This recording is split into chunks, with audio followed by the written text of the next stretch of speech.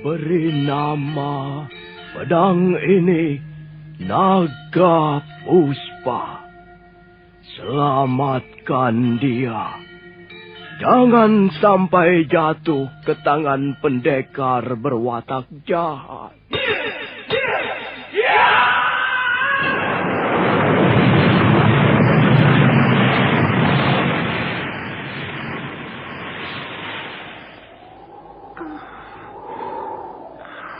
Kakang Kamandanu, kau masih juga tidak percaya bahwa aku mencintaimu. Mesin, maafkan aku, Mesin. Mesin. Mesin!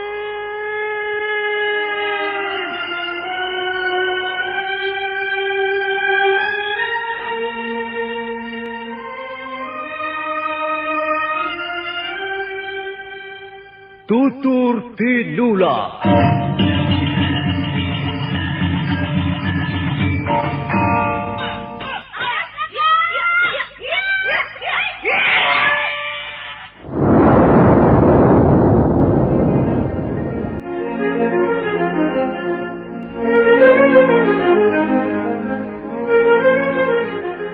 Cerita ini ditulis dan disusun oleh S. Tijab. Teknik dan montase dikerjakan oleh M. Pranoto dan Edwin Sutandi. Dengan sutradara C. Ispriyonoka. Kali ini mengetengahkan episode keempat dengan judul Kemelut Cinta di Atas Noda.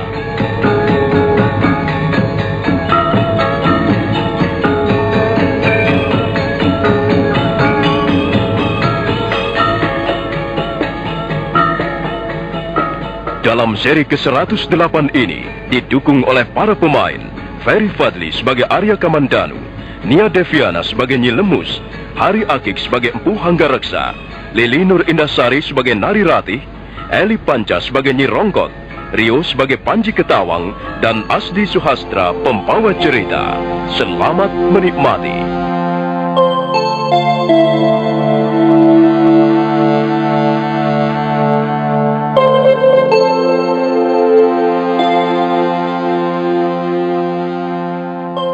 Arya Kamandanu sangat marah. Hatinya benar-benar terluka oleh perbuatan kakaknya. Karena itu dia memacu kudanya ke rumah Arya Dwi Pangga. Nyi Lemus berusaha mencegah, tapi Arya Kamandanu nekat menerobos pintu. Oh alah, jangan Tuan, jangan. Minggir kau, Nyi Lemus. Jangan ikut campur urusan kami.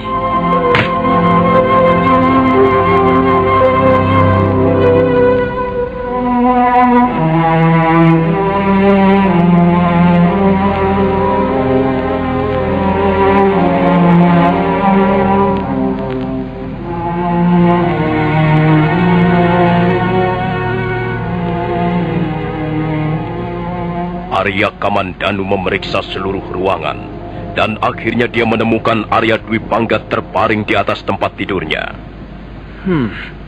Kau memang manusia busuk. Kau masih bisa tidur dengan nyenyak, sementara orang lain kalang kabut akibat perbuatanmu. Ayo bangun, bangun! Ampun Tuan, mana mungkin Gusti Dwi Pangga akan bangun? Beliau sedang pingsan. Lihat saja Tuan. Aku sudah lihat. Pengecut ini pura-pura tidur karena dia mau bersembunyi dari tanggung jawab. Ayo bangun pengecut! Jangan Tuan. Maaf Tuan. Gusti Dwi Pangga bukannya tidur, dia pingsan. Sejak tadi dia pingsan. Saya sudah memanggil seorang dukun patah, tapi sampai sekarang belum datang juga. Ayo bangun Dwi Pangga, bangun!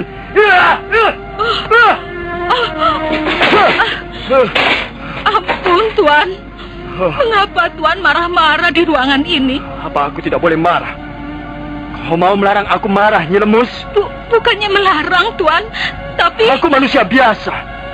Bukan keturunan para dewa yang sudah tidak bisa marah, tidak bisa senang, tidak bisa susah. Aku masih berdarah, berdaging. Lihat, mataku masih menyinarkan cahaya merah. Aku masih punya indera dan nafsu. Jantungku masih berdegup kencang. Aku masih bisa kecewa, sedih, dan kesal. Dan sekarang ini aku sedang kesal, Nyi Lemus. Kau tahu artinya kan?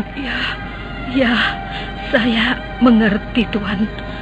Tuan pasti mempunyai persoalan dengan Gusti Dwi Pangga. Dengar, Nyi Lemus. Orang ini yang sedang terbaring ini adalah kakakku sendiri. Mestinya aku menaruh hormat pada orang ini, karena dia kakakku sendiri. Dia pun putra Empu Hanggareksa, orang yang terpandang di desa Kurawan. Tapi apa yang telah dilakukan orang ini telah menghapus semuanya yang berciri kebaikan. Bagiku sekarang dia tidak lebih dari seekor anjing kudisan yang selalu meneteskan air liurnya secara menjijikkan. Puh! Mau muntah rasanya. Perutku menjadi buah. Ya, saya bisa mengerti.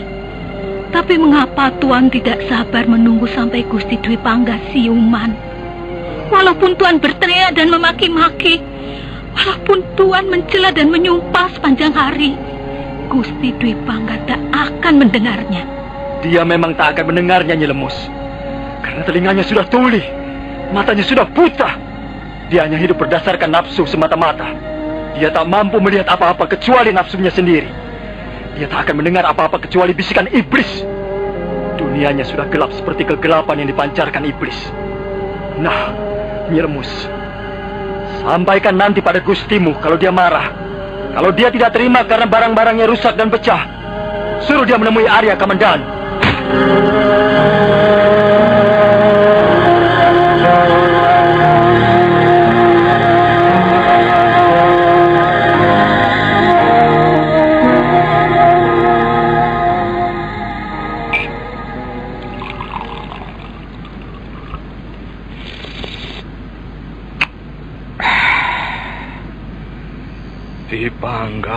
Dwi Pangga. Aku sama sekali tidak menduga bahwa setelah dewasa kau justru akan menyusahkan orang tua. Kalau tahu begini, lebih baik kau jadi anak-anak saja selamanya. Ya, dulu waktu kau masih anak-anak, aku bisa merangketmu, menyabet pahamu atau menjewer kupingmu, dan kau lalu kapok, tidak melakukan kenakalan lagi. Kalau sekarang, aku tidak bisa melakukan apa-apa, sekalipun kau sudah melempari muka ayahmu ini dengan kotoran. Aku hanya bisa mengelus dadaku sendiri yang sudah semakin keribut ini. Ya, mungkin sudah nasibku. Barangkali tontonan yang bagus-bagus, yang indah-indah sudah habis. Sudah dimasukkan ke dalam kotak masa lalu. Dan sekarang, sisanya hanya tontonan yang menyakitkan mata, menyakitkan hati. Siapa itu? Saya, Ayahanda. Masuklah, Kamandanu. Nah, sini, Le. Duduk sini. Iya, Ayahanda. Bagaimana? Aku ingin tahu hasilnya. Kau sudah ke rumah Pamungsu? Sudah, Ayahanda. Juga sudah bertemu dengan Meisin? Sudah. Mengapa dia tidak kau bawa kemari, Le? Meisin tidak mau saya ajak kembali ke Kurawan. Saya sudah berusaha membujuk, tapi dia tetap keberatan, Ayahanda. Loh, apakah dia tidak mengatakan alasannya? Tidak, Ayahanda. Tapi saya tahu pasti mengapa dia tidak mau saya ajak ke Kurawan. Kakang Dwi Pangga. Semua ini karena ulah Kakang Dwi Pangga. Entah apa yang telah dia lakukan terhadap Meisin. Mungkin dia telah memikatnya dengan syair-syairnya, seperti yang dulu pernah dilakukan terhadap Narirati. Tapi saya benar-benar telah kecewa, Ayahanda. Saya kecewa sekali. Saya merasa menjadi manusia yang tak ada harganya. Kakang Dwi Pangga selalu merenggut kebahagiaan saya, ketenangan dan harapan-harapan saya. Ya, sudahlah, Kamandan. Kau harus tabah dan sabar, Le. Saya tidak pernah merebut apa yang menjadi miliknya. Tapi mengapa dia selalu mengambil apa yang saya cintai? Mengapa dia selalu mencuri kebahagiaan saya? Saya tidak pernah memusuhinya. Saya bahkan merelakan Narirati diambil untuk dijadikan istri. Dan saya tidak pernah merasa dendam. Tidak pernah berniat buruk padanya. Saya selalu sadar dan pasrah. Tapi saya masih manusia biasa, Ayahanda. Saya tidak bisa menahan diri terus-menerus. Kamandanu, tenanglah. Sekarang kau istirahat dulu. Kau kelihatannya sangat lelah. Biarlah aku, ayahmu ini, membantu menyelesaikan persoalanmu dengan mesin. Sudahlah, Ger. Istirahatlah di kamarmu sana. Besok, kau tentu akan lebih segar dan bisa berpikir lebih jernih.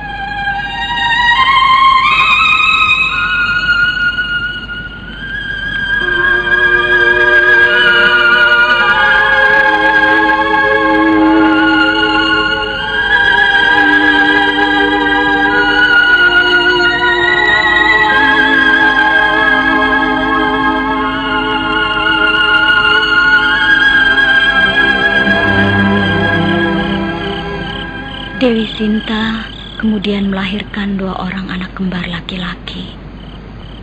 Mereka diberi nama Lawa dan Kusa. Ketika Lawa dan Kusa sudah berangkat remaja, mereka ditugaskan mempelajari kitab-kitab sastra. Pada waktu itu, Rama sedang mengadakan upacara Aswameda. Lawa dan Kusa membacakan kitab sastra Ramayana. Rama lalu mengetahui siapa anak kembar itu. Dewi Sinta dan Empu Walmiki segera disuruh menghadap ke istana Ayodhyapala. Namun di hadapan Rama, Dewi Sinta bersumpah apabila dirinya betul-betul masih suci, maka raganya akan diterima oleh bumi saat itu juga. Sumpah itu didengar penguasa bumi, Dewi Pratiwi, yang segera memanggil Dewi Sinta ke dasar bumi. Rama sangat menyesal.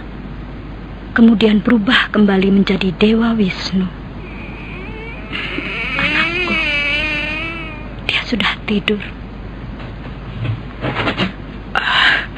Nini Rati.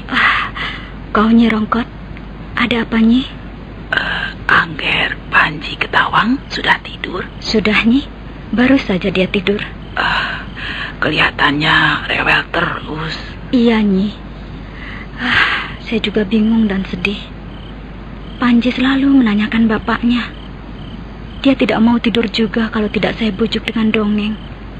Baru saja saya mendongeng satu bagian dari cerita Ramayana. Ya, memang begitu Nini. Hubungan batin antara anak dan orang tua kadangkala sangat erat. Ada apa Nyi Rongkot? Apakah ada sesuatu yang penting? Nyi, kalau Angger Panji sudah tidur, Nini disuruh ke sambi depan. Gusti Hanggareksa ingin membicarakan sesuatu pada Nini Rati. Agaknya ada soal yang cukup penting, Nini. Baiklah Nyi, tolong kau jaga Panji sebentar ya. Saya akan menemui Ayahanda. Ya, baik Nini.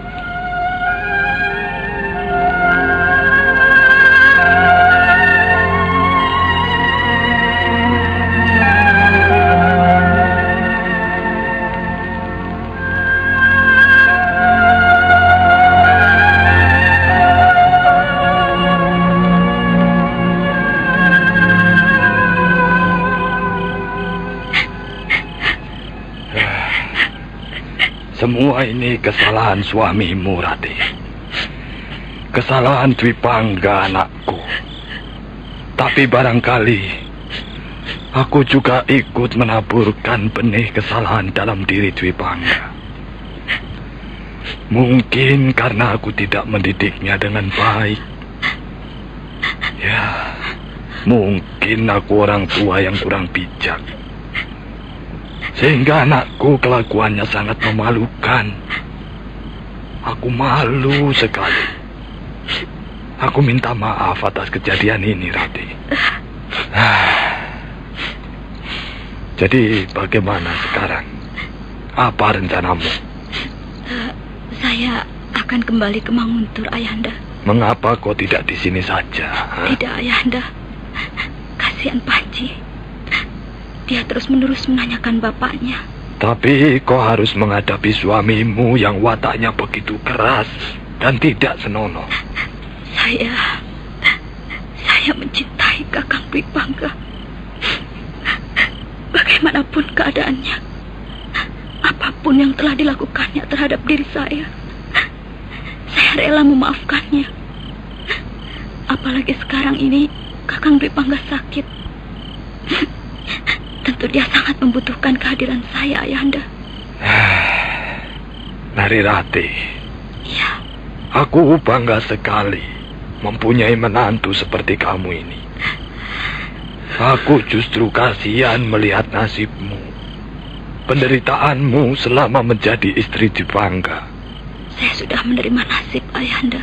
Ya, baiklah. Kalau sudah menjadi keputusanmu, aku hanya bisa membekalimu dengan doa.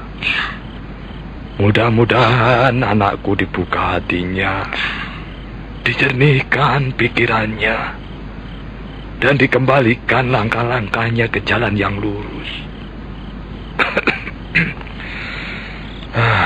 Kapan kau akan berangkat? Besok pagi, Ayahanda. Baik.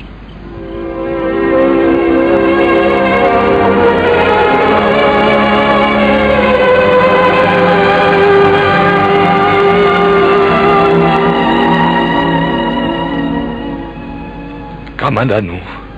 Ya, Ayahanda. Kulihat kau lebih segar sekarang, Le. Saya bisa tidur sebentar menjelang fajar tadi. Saya sangat mengantuk dan lelah, Ayahanda.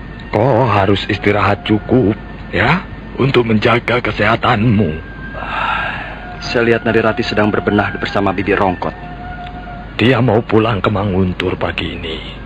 Itulah sebabnya kau kusuruh membangunkan Nyi Rongkot. Antarkanlah Narirati dan anaknya ke Manguntur, Kamandanu. Maaf, Ayahanda. Saya tidak bersedia. Apa kau tidak kasihan pada kakak iparmu itu dan pada ponakanmu itu? Saya kasihan pada mereka. Tapi saya ingin bertemu lagi dengan Kakang Dwi Pangga. Kau ini tidak usah ketemu dengan Dwi Pangga. Untuk apa ketemu dengannya? Jangan hiraukan manusia satu itu. Anggap saja tidak ada. Kalau kau mengantarkan Narirati ke Manguntur, lakukanlah itu untukku. Di samping juga untuk mereka yang perlu mendapat perhatian secara baik. Baiklah, Ayahanda. Saya akan mengantarkan mereka. Kau tidak perlu mengantarkan sampai ke rumahnya. Cukup sampai di tikungan jalan yang menuju ke rumahnya itu. Mengapa begitu, Ayahanda? Karena aku ingin kau ke rumah Pamungsu. Temui lagi Mesin. Menemui Mesin? Ya. Apakah masih ada gunanya, Ayahanda? Sudah jelas dia tidak mau kembali ke Kurawan. Mungkin dia lebih kerasan tinggal di rumah Pamungsu. Bukan begitu persoalannya, Kamandanu. Yang paling utama ialah kau harus segera merampungkan masalahmu dengan wanita itu. Karena itu, kau harus bisa membujuk dia agar mau kembali ke rumah ini.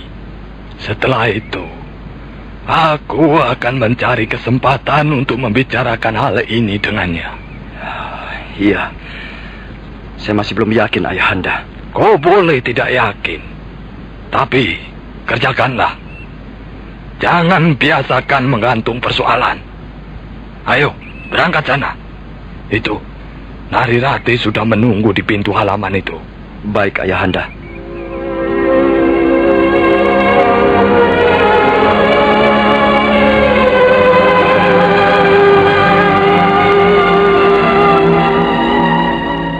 Narirati segera naik ke atas gerobak kuda setelah berpamitan pada ayah mertuanya. Panji Ketawang diam saja ketika si kakek Empu Hanggareksa menciumi rambutnya yang tebal dan hitam.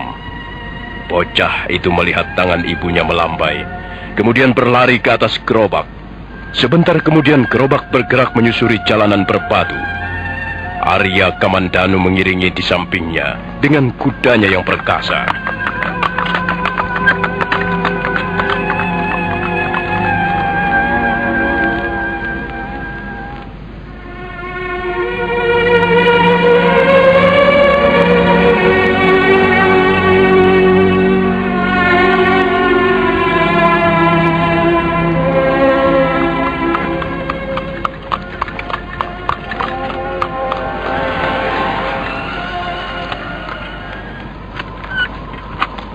Mengapa berhenti di sini, Bu? Ayo terus saja. Kita istirahat sebentar, Panji. Biar kuda itu minum dulu. Dia pun haus seperti kita, Nak. Bu, aku ikut paman saja naik kuda. Jangan, Panji. Di sini saja bersama ibu. Iya, kau menemani ibumu. Kalau kau ikut paman, ibumu tentu akan sendirian. Kasihan kan? Kau masih sering pergi ke tepi padang ilalang Adi Kamandanu? Tidak. Aku sudah lama melupakannya. Kukira sudah cukup kita istirahat. Kuda itu sudah segar kembali setelah minum. Mari, kita lanjutkan lagi perjalanan.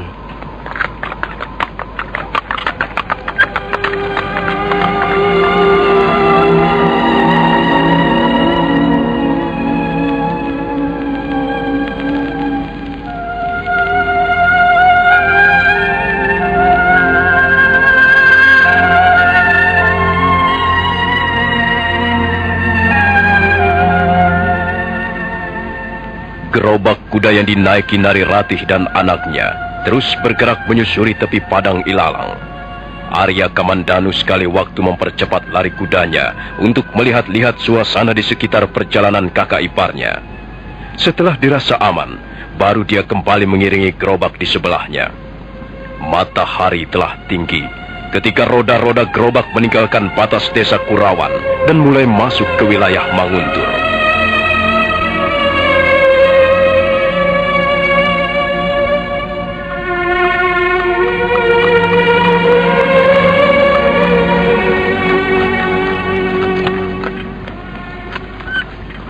Maaf, aku hanya bisa mengantarkan sampai di sini.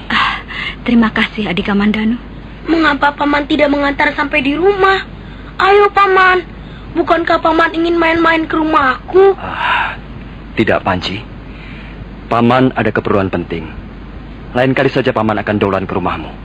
Nah, paman pergi dulu ya. Ingat pesan paman. Panji tidak boleh nakal. Panji harus menjadi anak yang baik.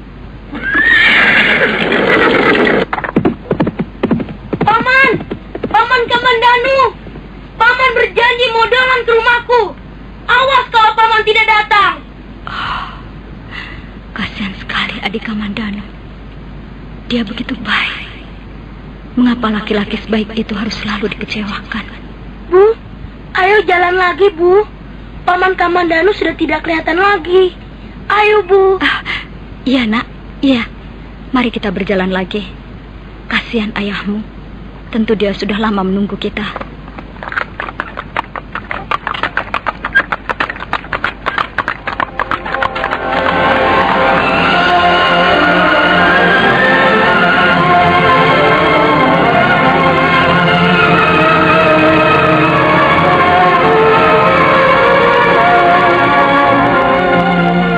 Gerobak kuda itu terus berjalan dan semakin jauh masuk ke daerah pemukiman penduduk.